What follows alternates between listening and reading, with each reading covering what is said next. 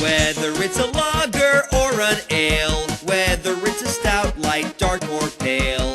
If you can brew it, Chad can review it. It's time for Chad's Beer Reviews.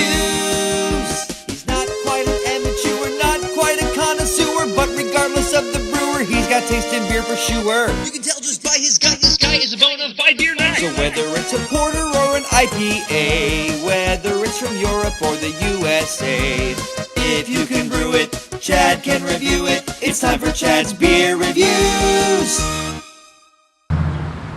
Hey, welcome to another episode of Chad's Beer Reviews. It's been a while since I did a special beer, but I think we got one today. A Trappist beer that I haven't reviewed yet. I have drank it though. This is the Orval Trappist Ale, imported by Merchant Duvin out of something, Washington. No description on the bottle other than that it was bottled on 17th of November of last year, so that makes it about, I don't know, nine months old or so. 6.9% ABV. See the cap, Orval Trappist Ale. I don't know if you can make that out. It says $5.49 plus tax and deposit. All right, in typical Trappist form, we got a kind of a brown, extremely hazy body, nice white, soapy, foamy head on there. I left a little bit in the bottle. I don't know if you're supposed to add the yeast on this one or not, so we'll leave it with the yeast out and then we'll come back. This is actually made with the brettanomyces, the Brett yeast. You know, that makes beer sour. That, you know, a lot of the sour ales in Belgium they use. So it gives it, and I can smell from here, it does have a bit of a funky kind of farmhouse smell to it. Now there's a definite distinction between the Belgian farmhouse funk smell and skunk. They're sort of similar, but you know, like the real, like the funk I'm getting here, it's just straight up, it's like candy sourness and like fruit that's starting to go bad, but at the same time, you know, like when fruit starts to go bad, it ferments and it turns into wine. So yeah, so it's like, you know, kind of like green fruit and also at the same time like Sour Patch Kid candies. I have had this beer before and it was almost the exact same conditions. I remember a year ago, maybe it was a year ago today, I don't know.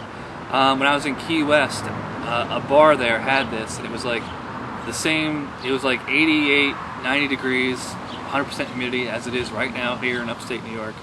And well, I'm not going to say what I thought of it then, so we'll see what I think of it now. Cheers.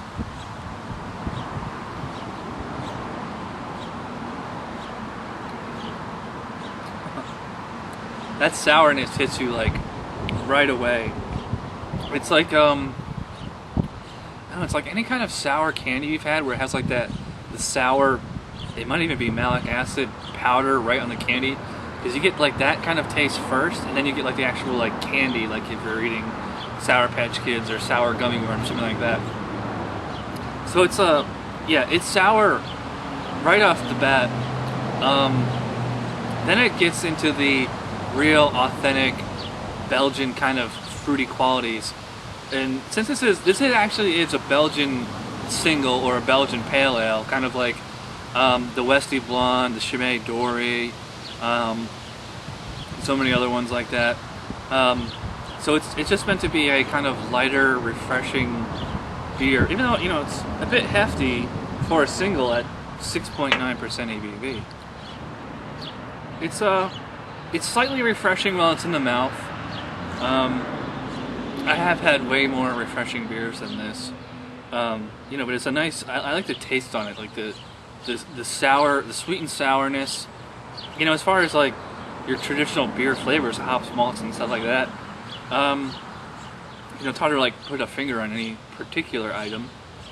Let's add the rest of the bottle here and see what happens. Huh. You know, it's funny, adding the yeast actually kind of took a little bit of the sour edge off. I'm surprised. I thought it would have made it more sour or more bitter. It kind of, you know, dialed down the intensity a little. Drinkability on this is nice. It's, you know, it's pretty smooth. It's you know, a slightly bit peppery, a little fizzy. Actually, even more, yeah, definitely more fizzy from the actual carbonation than any kind of like peppery taste to it. So there's like a little bit of a tingle while it's in the mouth, but it goes down very smooth. Like typical Belgian Trappist beer, it's highly carbonated, so it's gonna get stuck in your throat right there. The thing about this beer, since it's made with the wild yeast, is like that no two bottles and no two batches are ever really going to be the same.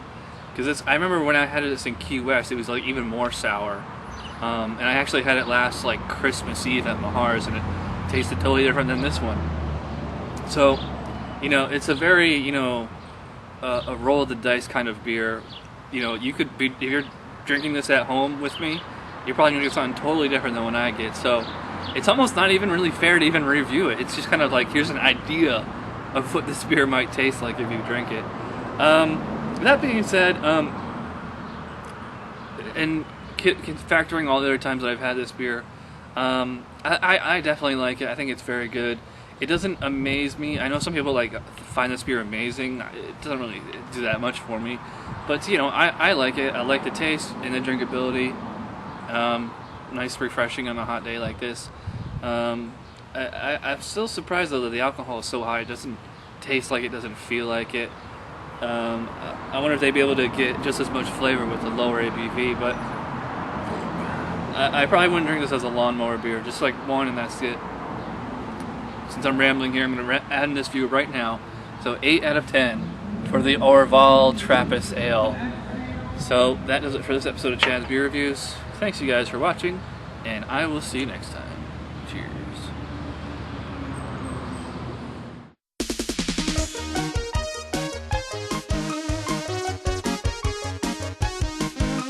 Somebody brewed it, Chad just reviewed it. Thanks for watching Chad's Beer Reviews. Trust me, the next episode will be a lot better.